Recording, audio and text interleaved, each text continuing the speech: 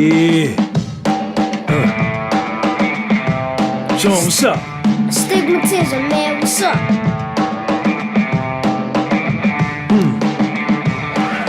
Do anything.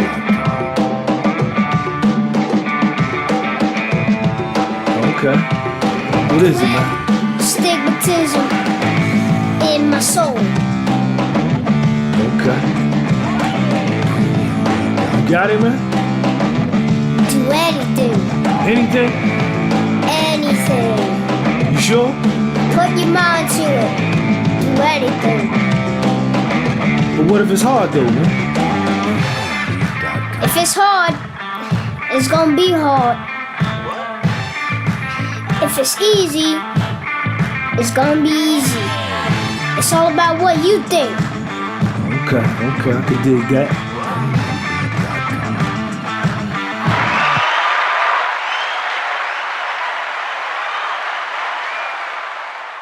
Sean G live on the microphone. Sunday afternoon, August the 15th, 2021. What's happening? Welcome to the podcast with Soul.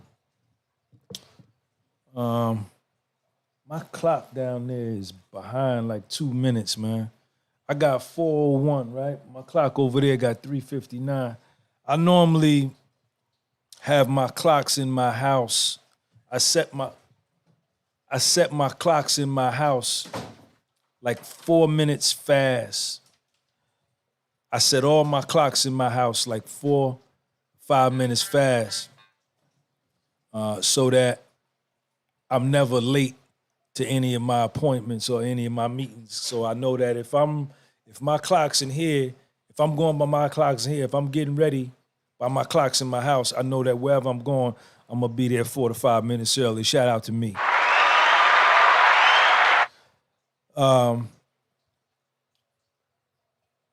Sean G, the books are out. Y'all see me, I've been promoting Volume 3. It's on my website, gunbypublishing.bigcartel.com. Get your copy. I'm taking pre-orders now. The book is going to ship in September. I'm going to be announcing this soon. I'm going to let y'all get a taste of it first. If you buy all 3 books at one shot, I'm going to send you a free t-shirt along with the books. You buy all 3 books, buy all 3, put your phone number in the order form. I'm going to call you, get your size for the t-shirt, and I'm going to send you along a free t-shirt while supplies last. I'm not going to send you none of my good t-shirts that I sell a lot of them of, but I got some other t-shirts that don't sell as well, and I'm going to send you one of them good quality t-shirt. Is well worth it. Shout out to me.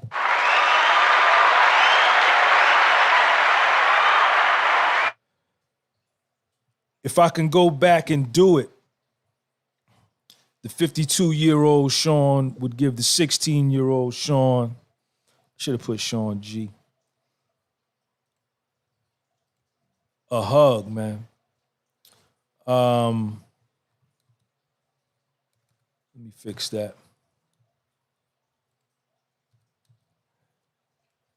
I was filming some videos today, and I was interviewing a brother in the park,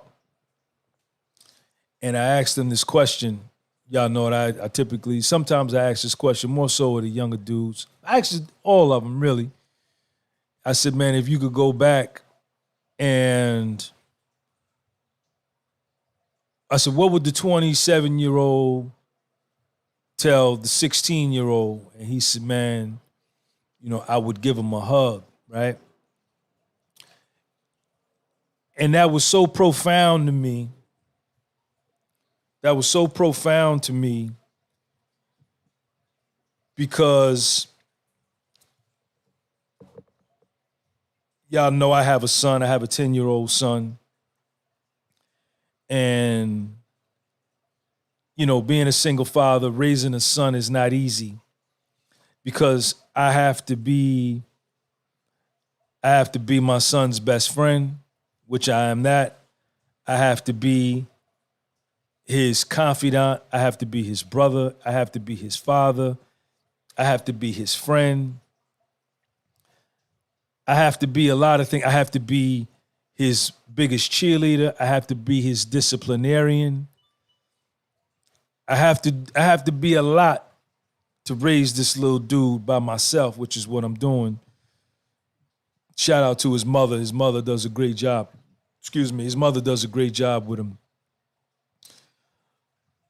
And when my man said this today,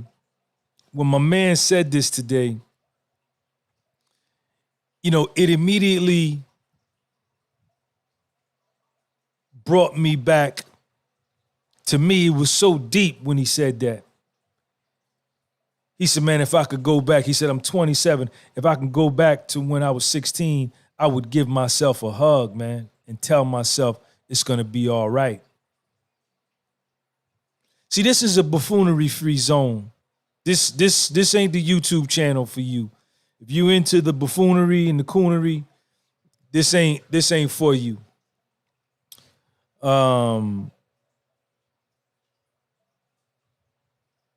And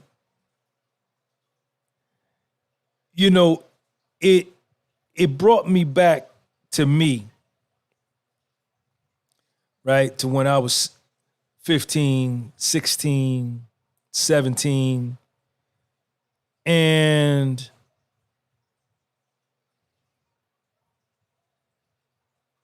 you know, real insecure, trying to fit in with this group, trying to fit in with that group, just trying to fit in with every group, trying to fit in wherever I could. And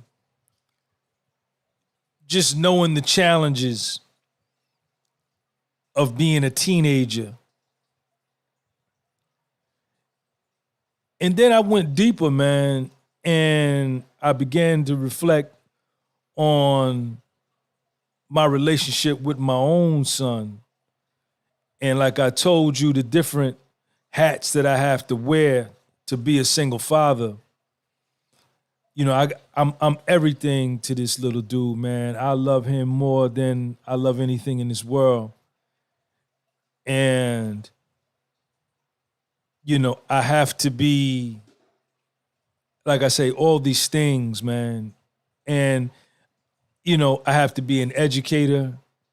I have to be a guide, father, caregiver, doctor, chef, you know, father, brother, friend, all of that, man. And disciplinarian, I have to get him straight sometimes.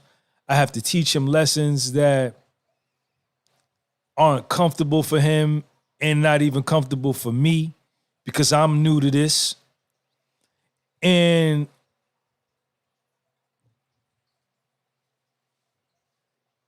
if you don't have any kids, you might not be able to dig what I'm saying, right? But if you lucky enough one day, if you fortunate enough one day,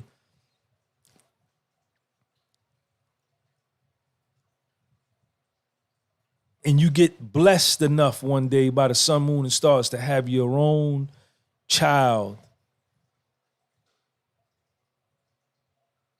especially if you're a man and you have a male child, what you are going to see is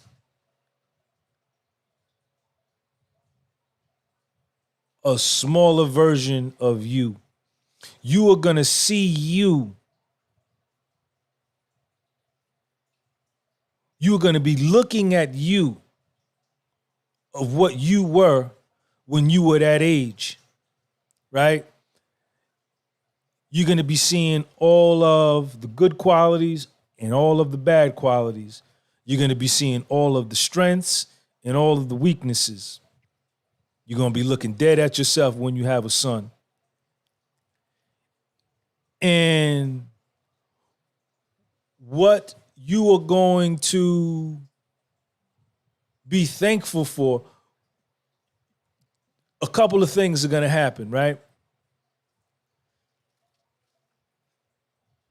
When you see these behavior problems, when you see these behaviors, when you see these weaknesses, you're going to be able to spot them. They're going to be glaring, right? And you're going to be looking. And then as you live and as you really understand the situation, you're going to say to yourself, you're going to be like, yo, I was just like this. I was just like this, right? And then a second gear is going to kick in and you're going to say, I'm so thankful that I'm here to help him fix it now to where I can break the cycle now while he's 8, while he's 6, while he's 9, while he's 10, so that we can get rid of we can remedy the problems now, right? And then you're going to reflect back and say, damn, if only I had somebody there like I'm here for him to help me through my teenage years, my young years, I could have saved myself a lot of issues, right? And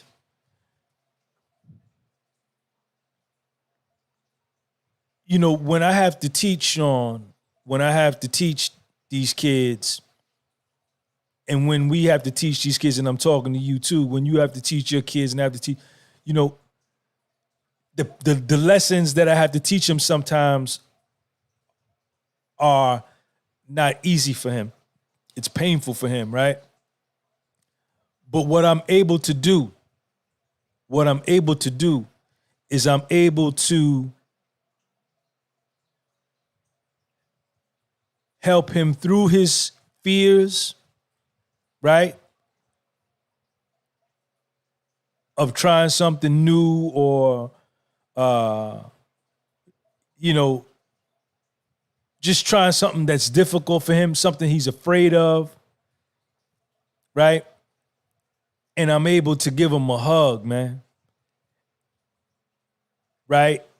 After I teach him the lesson, after I don't help him, because I'm not raising Sean, I'm not raising my son to live with me in my basement in his 20s and 30s and in his 40s. I'm not raising little Sean to play video games and live in my basement or his mother's basement in his 20s and 30s and trying to collect disability or trying to collect unemployment or looking for that's not what I'm doing.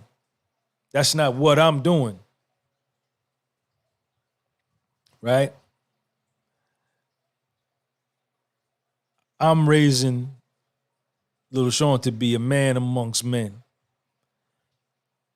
And when he gets to be a certain age, I'm going to want him to come to me and tell me, yo, Dad, man, thanks for everything, man. I'm good from here. I got it. You know, I'm finna go do my own thing. I'm going out here into this world. I'm going to make my mark. You understand? Thank you for everything. I love you. Peace out. Right? Because he's a man. That's what he's supposed to do. So, as a 9-year-old, and ever since he was little, I just, when he would fall off his bike, or when he would fall down, we'd be playing football outside or whatever, he would fall down and get skin up. I wouldn't run right over to him. Oh, man, let me, get up. You all right? Put some spit on it. Suck the blood out. Let me see it. All right, yeah, it ain't bleeding. It's only bleeding a little bit. All right, you ready? Line up. Let's go. Down, set, hike, and throwing them up. I'm not doing that. Ooh, you got a boo-boo. Let's go put a Band-Aid on. Nah, that's not what I'm doing. And aside from those type lessons, you know, when I'm helping him, you know, with things in his life, with his schoolwork, and he's having problems and he gets frustrated, and then he starts to cry because he don't understand it as fast as he wants to understand it. And I'm on him, I'm breathing on him, I'm down his back. You understand? I'm on him. And he's starting to feel the pressure. He's getting nervous because he wants to please me and he's not pleasing me. He's making me upset because he's not applying himself, because I'm trying to make him think through things. And I don't baby him, and I let it go all the way out. I let it play all the way out. And then when he finally gets it, I give him a hug. I put all the stress and the pressure on him. And then when he achieves, I give him a hug to let him know it's okay, right? And then I explain to him, you know, Sean, the way, like I was trying to teach him some long addition, some long multiplication yesterday. He knows it already, but he ain't been in school for 2 months. You know what I'm saying? He been just chilling on the video game and playing and all that, skate park, riding his bike, you know. But when it come down to mathematics, I'm on little Sean.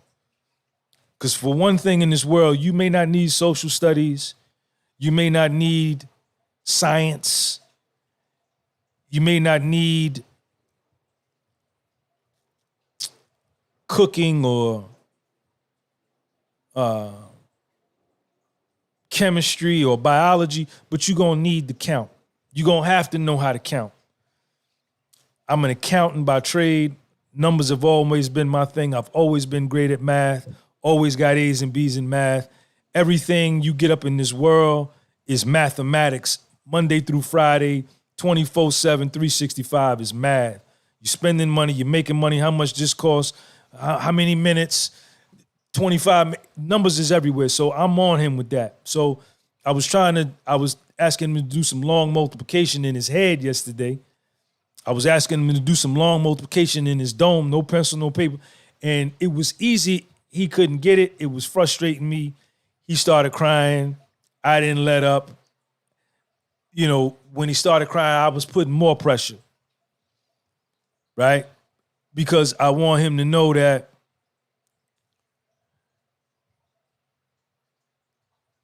if you can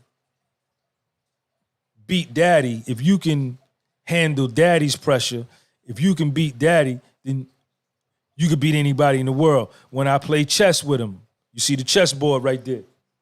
See the chessboard? When I play chess with him, I do not let him win. I kick his ass every game. And I'm going to do that. I'm never going to let him beat me at chess. He's going to have to get his game up to beat me. And one day, that's going to happen. And it's going to be a turning point for him. It's going to be a pivot moment in his life. It's going to be a memorable experience that he'll say, I remember the day I beat my dad at chess. If I could beat my dad at chess, I could beat anybody in the world at chess, right? That's how I'm getting down. And, you know, I put the pressure on him. And then when he starts crying, he breaks down, you know what I'm saying? When it's all said and done, I bring him in, I give him a hug, and I repair him, right? I tear him down, and then I hug him, and I repair him. I put him back together, and I tell him why. And I explain to him how that helped him, right? I explain that to him. So, you know, at 52, I grew up with a single mother, right? My father wasn't in the picture. And my mother used to work. My mother was a nurse. She used to work 8 hours, 16 hours a day. And I pretty much was left to myself, right? And made a lot of mistakes. And I mean, I just really could see how when my man said this today at the park, that could have made a big difference for me, man. Like if, you know, my mother or my father would have just hugged me. My mother wasn't into that. My mother wasn't into the hug. She loved me, but she wasn't into the show and affection type. This is my story.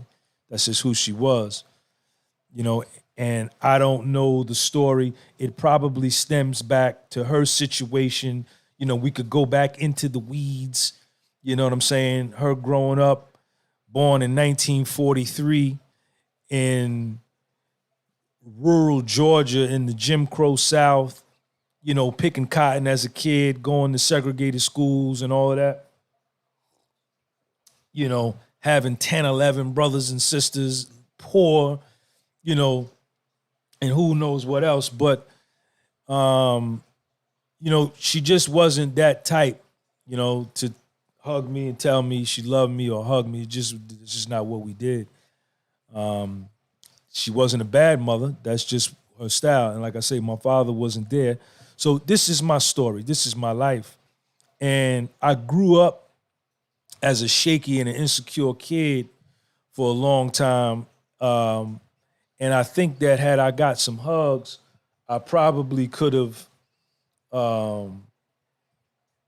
processed a lot of things a lot better than what I did. And it could have made a difference, man. You know, it could have made a difference. Naji, I'm gonna call you in a minute, man. I'm gonna call you. I see you texting me now. So I'm gonna bring this brother on, and I'm gonna let him add some color, you know, to what he was saying. And if you look at the young people, and I have a chance to look at the young people, a lot of young dudes follow me. A lot of 20-year-olds follow me. Latinos, huge. I got a huge Latino following of dudes in their 20s. I got a huge white European following of European white dudes in their 20s. I got a huge Black American 20-year-old dudes that follow me. You know, Canada, Australia, Europe, South America, all over the United States. And what I see a lot and what they all tell me a lot, they call me Unc, right? They say I'm an older uncle to them. I'm a father figure to them. A lot of them, you know, the same story I just told you about me, a lot of them tell me the same exact story, man. A lot of times we think that you know, oh, you know, this is just my story, my people, you know, just me. Bad information. Dysfunctional families exist all over the world, in all socioeconomic stratas, all races, colors, and religions. We all got these jackleg stories, man, and all of us could have used a hug during our teen years, man. So I wanted to throw that out there, because a lot of times we seem to think that, oh, because I'm Asian, this only happens to me. Oh, because I'm Italian, this only happens to me. Oh, because I'm from Haiti, I'm Haitian, this only happens to me. No, we got to get out of that frame of thinking, man, and that we all human beings, we all in this thing called life. We all having this life experience, man, and we all got these jackleg lives. I'm gonna get my man Naji on. This is the brother that I interviewed today at the park. And while I was interviewing him, you know, he said this, and I said, yo, that's gonna be the topic of my podcast today, man. And I want you to come on and talk a little bit about it. So we're gonna try to get him on now. Naji. Yeah. What's up, baby? What's going on, man? What's going on, Sean? Everything good? Yeah, everything all right, man. I'm just chilling right here in front of Key House. We're just enjoying this breeze. All right, cool. Naji, where you from, man? Patterson, New Jersey, born and raised. All right, Patterson in the house. Shout out to Patterson, New Jersey. And Naji, what's your background, your ethnic background? My mother from Jamaica. I'm half Jamaican. And my father, he's Trinidadian, Trini. Man, shout out to Jamaica. Shout out to Trinidad, man. Shout out. Naji, how old are you, man? 27. 27. Now I just left. We was up at Eastside Park today. We was up there getting that calisthenics money, man. And then I did the interview with you. And in the middle of the interview, I said, "Yo, Naji, what would the 27-year-old Naji say to the 16-year-old Naji?" And you said, "Sean, I would give him a hug, man." And you know, I told you right there, I said, "Yo, man, that's gonna be the topic of the podcast today, man." But if you could add a little color. Now you're a father too, right? Yeah, my father, 2 kids, man. My daughter, my little baby girl, Zori, a 1-year-old. I have a Jeremiah, my oldest son, 5-year-old. Man, shout out to Zori and shout out to Jeremiah. Zori's 1 and his son is 5. Shout out to them. Now, Naji, what did you mean? Why did you say that? I said, what would the 27-year-old Naji say to the 16-year-old Naji? You said I would give him a hug. What's up with that, man? The reason I would say that, because growing up, Sean, man, I thought I knew everything, man. You know, once you hit 16, you ready to run around, hang with your friends. At 16, you interacting with females. You know, you at the mid of becoming a man. Like this is the beginning of you becoming a man. So you want to get into everything. You feel like nobody can't tell you nothing, because when you're 16, most of these 16-year-olds, they think they grown already. And that was me. So there's a lot of things my mother used to tell me not to do, a lot of friends not to hang with. And she was always right. But at that time, I'm like, nah, Mom bugging, man. Mom bugging. Mom don't know what she's talking about. But as I got older, everything she was telling me about, it unfolded. It unfolded, and she used to always say, you think you have friends, but you don't have friends. And I had to learn that throughout the journey of my life of certain choices I decided to take. Now, Naji, you know, in teaching Jeremiah, right, who's 5, you're in his life every day. You guys, you in his life. Yeah, my active father.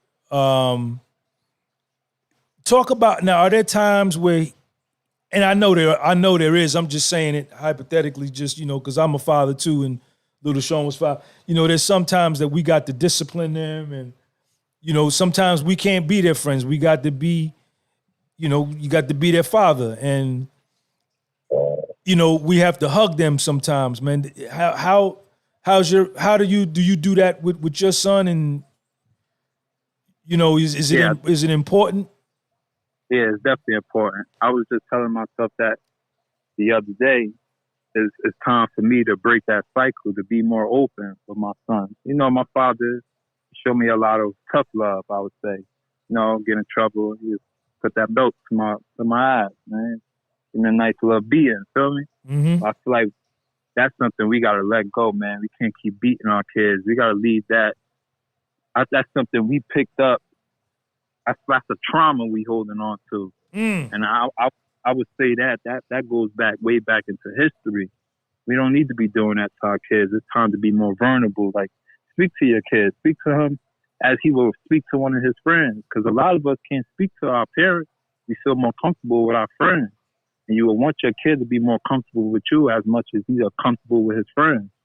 So I feel like having an older son, I don't want to see my son make certain choices that I made. So I want him to feel like, man, my dad cool. I could go around my dad. We could talk about anything.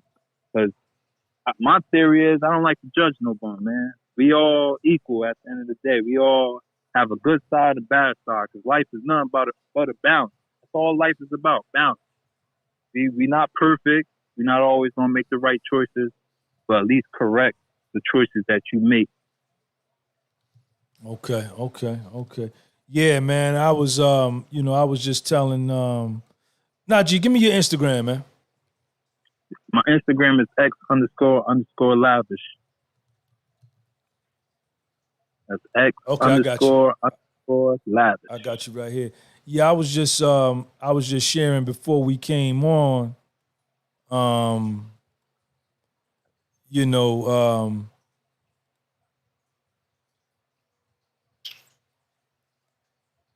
that sometimes, with little Sean, I have to, you know, get him right and make sure that, that he knows after I correct him, that, is still some love there, man. And that, Always, that hug goes a long way, man. there's always love, man. You know? Always. Um, yeah, man. So I just wanted to touch upon that, man. I just thought that was so deep that you would say that, man. And how do you think a lot of the youth today, man, with the crazy shit we see going on in the streets, man, and I'm sure you see it over there in Patterson and what we see going on with these kids, man, just running around.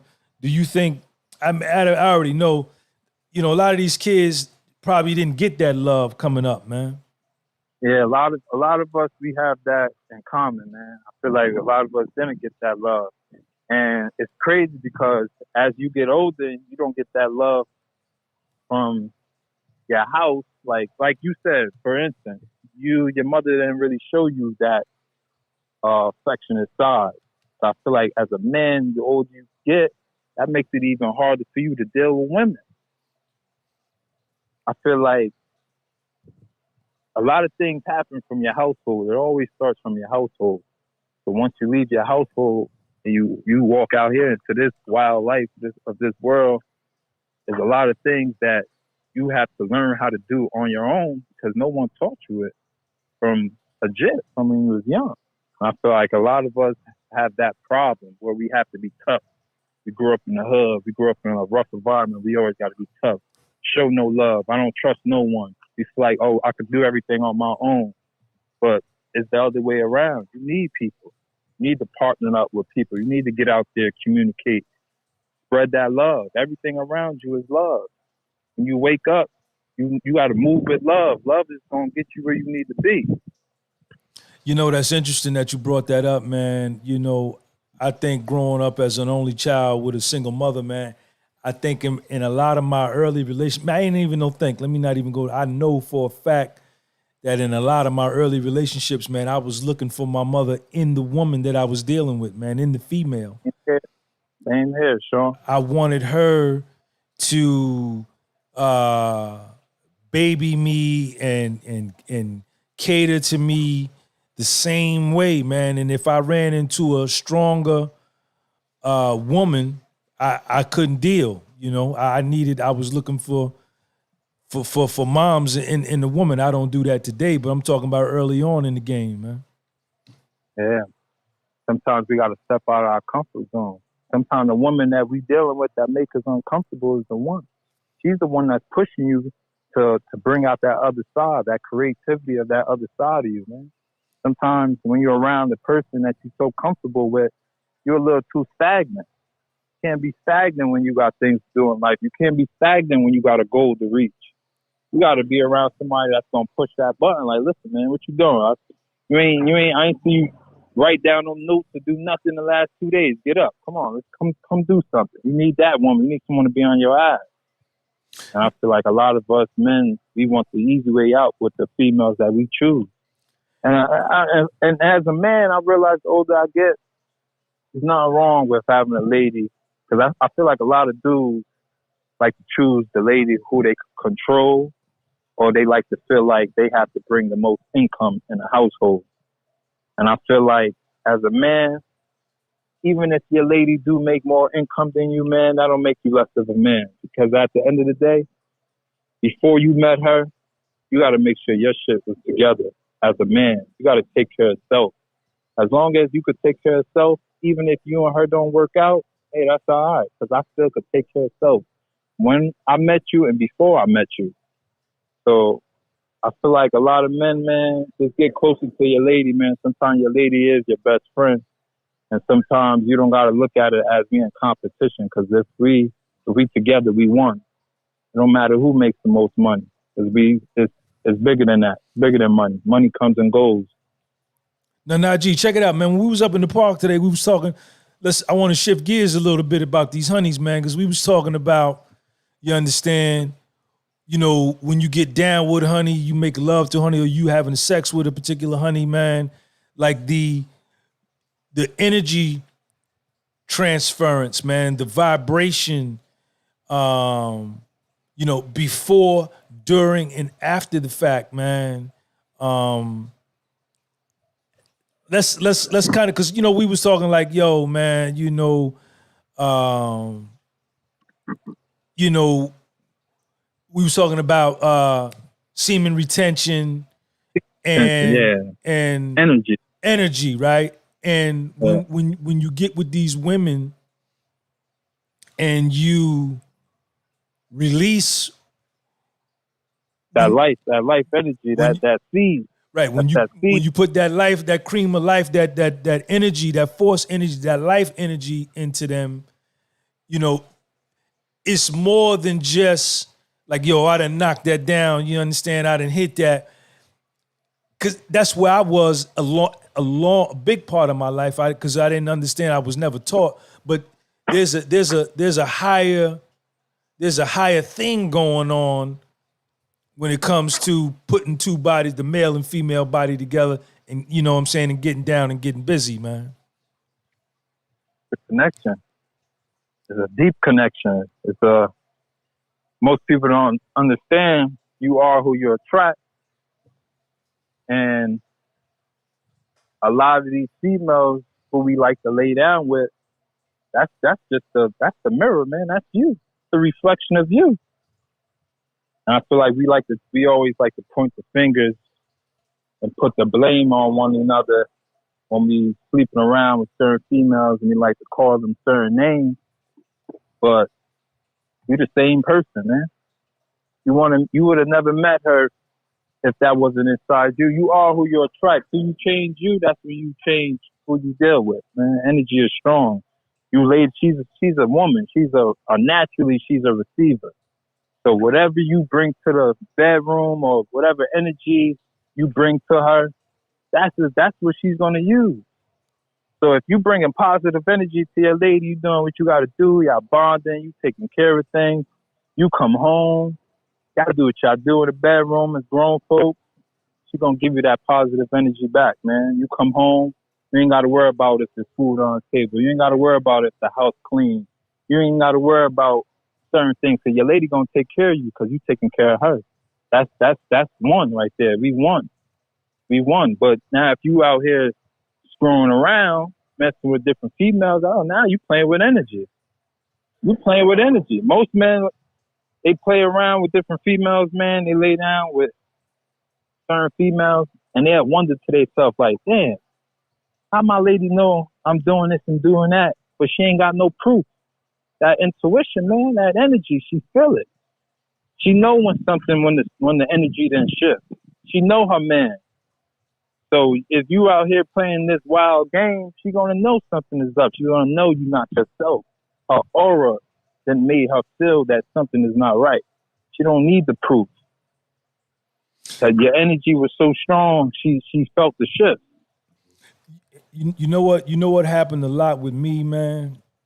If the honey had a bad body and she was banging, you know, I would ignore. Well, I wasn't even cognizant of it, but there's a tendency to ignore any of the nonsense because I'm just so focused on what I see visually, right? Yeah. I'm not giving myself enough time to see behind the exterior to what's on the inside.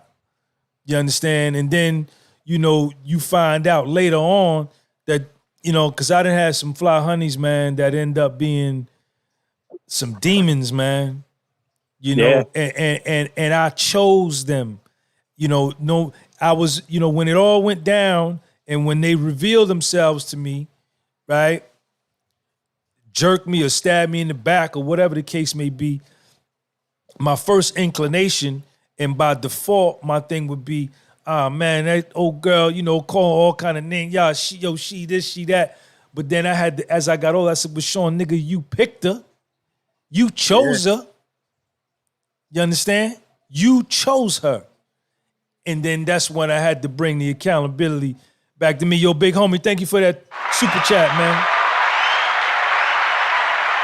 Shout out to big homie for the super chat, man. And so, like now, as I'm older, man, you know, and like we was talking in the park, man, there was a time in my life, man, when I was dealing with 4, 5, 6, 7 honeys at one time, man, and I was literally out of my mind. You understand? And you know, thinking about it now, what you was speaking on, I mean, all that kind of energy just being all over me, man. You know, and like I say, just focusing on the shallow point, just how banging her body is, was just dumb, man. You know, was just immature, rather, I should say.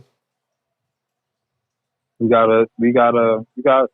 Sometimes it's not all about what we see, man. We gotta actually take the time out to get to know people in general. And even if you're dealing with a lady, take the time out to get to know her. Yes, sir. Listen to her mind, man. You gotta let her talk and listen to her mind, man. You definitely gotta listen to her mind. It's the bonding part. That's the best part. When you first starting to get to know her, man, and y'all build that connection, that bond, or y'all could do things and speak on things, but it doesn't have to be sexually. That builds that chemistry, that builds that connection. So when you do reach to where you reaching with her on a sexual level, man, it's beautiful. It's even better, right. It's even more powerful. Yeah, man, it's powerful, man. A lot of people don't understand, man. Sexual energy, that's a strong energy, man. That's not something you want to play around with, man. You might lay down with something who you can't get rid of. And now you got a whole problem. And that's off a choice that you made, which you didn't think about because you thought it was like, oh man, she feels it's just something I could just mess around with. Now you stuck. But at the end of the day, you got to take accountability of your action. You done done it to yourself. Ain't nobody did it to you but you.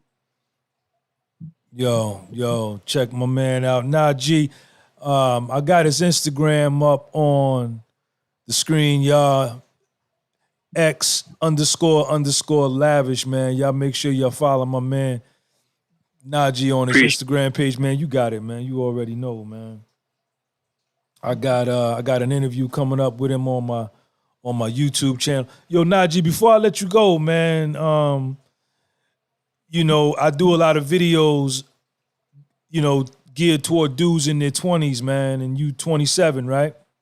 Yeah, 27. You got anything that you can give to the dudes in their 20s, man, you know, from a dude in his 20s? From me to you guys that's in your 20s, man, live your life, man. Everything is possible. Ignore the negativity. If you got someone around you that you feel like is always negative or tell you to do the opposite of what you want to do, turn the other direction, man. Go be around some positive people. Be around the people that want you to do things that because sometimes people can see it in you. You won't even see it in yourself. So sometimes you got to just listen to someone sometimes and just do what makes you uncomfortable. Do whatever you're scared to do, just do it. Because that might be something that turned out to be what it's supposed to be just for you. You might fall in love with it, man. Just live your life, man. Don't hold yourself back. Get out there, get out in the world, communicate, travel, do whatever you want, man. The world is yours, man. Nobody can take that from you. Nobody can't talk you down out of your dream, man. Just stay on top of your priorities, stay disciplined, and most important, have patience. Have patience, man, because not every choice we make is going to be the right choice. I'm going to tell you that from right now. You might make this choice and it might not work out for you, but at the end of the day, you live and you learn, man. and you know not to make that choice again. And that's the best part about it. I know not to do that because it didn't work the first time I did it. So let's change it up. Let's do something a little bit different. And that's how you're going to get to where you get, man. I feel like that's how you get to where you need to be in life, man. You got to take that risk. Man, Naji, live on the microphone, man.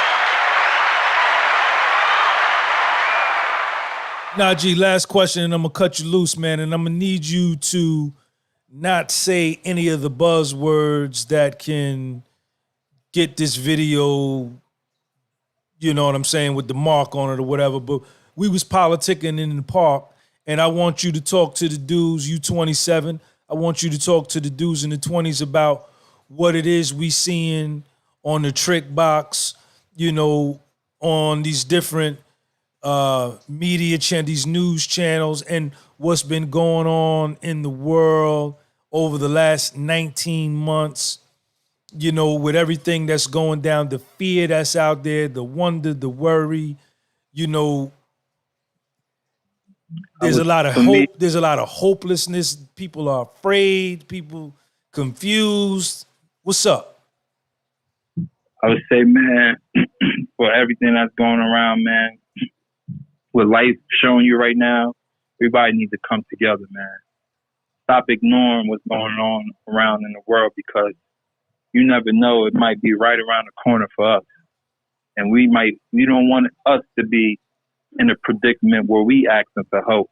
So for the people that do need help, I think it's time for us to step up and really go help these people, man. These people, like, come on, man. We all humans at the end of the day, man. Don't let the news scare you or fear you with everything that's going on in the world. At the end of the day, we all one, man. There's numbers of us, man. We could help each other out. Don't believe that there's no way there's not enough food or there's not enough shelters for these people. Come on, man. We could do it. If you could go out there and spend all this money on this designer clothes, you could help somebody. You could help somebody, man. That's a bigger blessing, man. That's all it's about. It's love at this day, man. There's a lot of people losing their life and losing these homes, man, and dying to these diseases that's out here. Take care of yourself, too, man. Health is wealth. This is serious out here, man. Now, Naji, man, you know, a lot of pressure is being applied from external forces, man, that I'm unaccustomed to as a 52-year-old man. And I'm thinking about little Sean, and, you know, there's a lot of pressure being applied to everybody on the planet, man, that people aren't accustomed to. Some people just ain't flat wit, you know. It's a lot going on, man. And the mental game, you know, your mental game got to really be tight, like it's never been tight before, man. With everything that's going down, man. Yeah, man. The world is really changing right in front of our face, man. And as we speak, man. As we speak, like mentally it's draining, man. Mentally, we know this is not how it felt 2 years ago living. Like, who would expect all of this to happen? Like, the world is really going chaotic right now. But I always say, man, just believe in God, man. That's all, man. God got a weird way of doing things, man. So he gonna make sure everything all right, man. Gonna make sure just stay positive, man, and stay on 50. Keep your P's and Q's, man. Just stay on top of things, man. Most of the time, what I like to tell people, man, don't get into all that news, because a lot of this news is fake news, man. Fear is strong, man. Fear is very strong, but love is stronger. Love is stronger than fear. And if we all come together as one and we all help each other out, you're going to see why love is stronger than fear. Yo, man, Naji said love is stronger than fear, man. Check him out, y'all.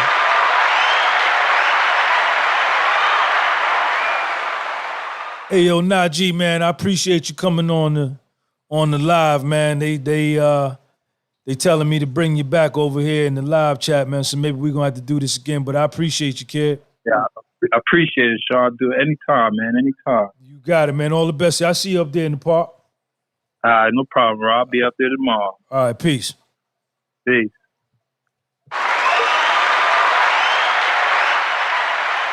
Yo, man, that was my man Naji. Brother I met up there at Eastside Park. I just put his Instagram over here. I pinned it at the top of the live chat, man. Make sure you go follow him. If you like what you heard, man, go and check him out.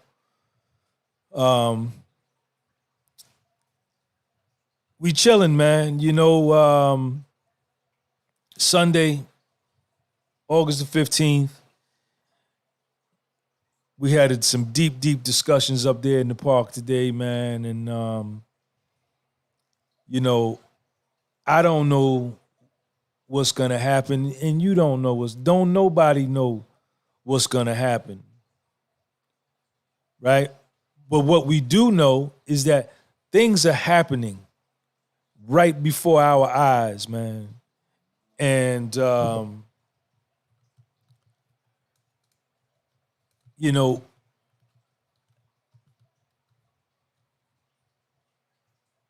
just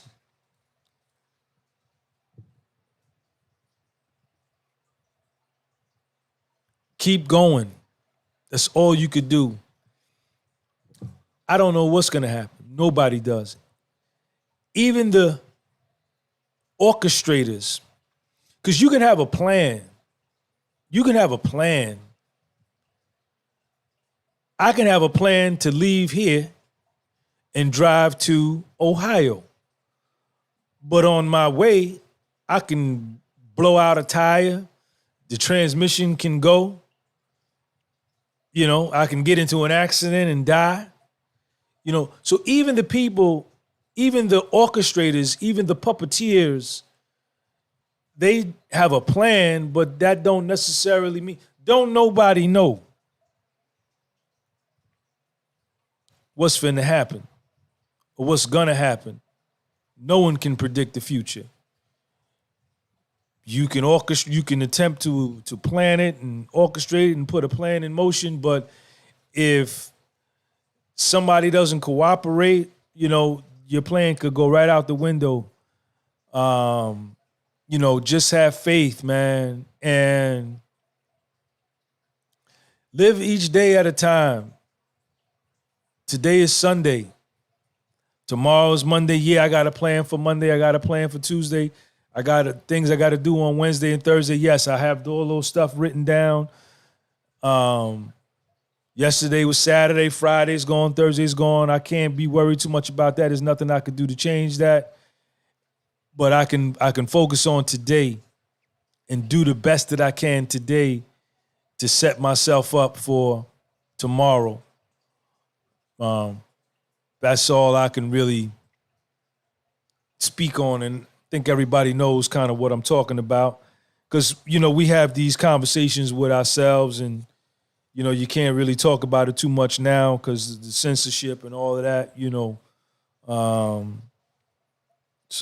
But anyway, man, Sean G, I'm on the mic. It's Sunday. I'm good. I got to fix that clock right there. I'm finna get out of here. And I'll catch y'all later on, man. Peace out. Make sure you go and get the books. If you get all 3 books, if you go on my website right now and buy all 3 books, I'm going to send you a free t-shirt while supplies last, man.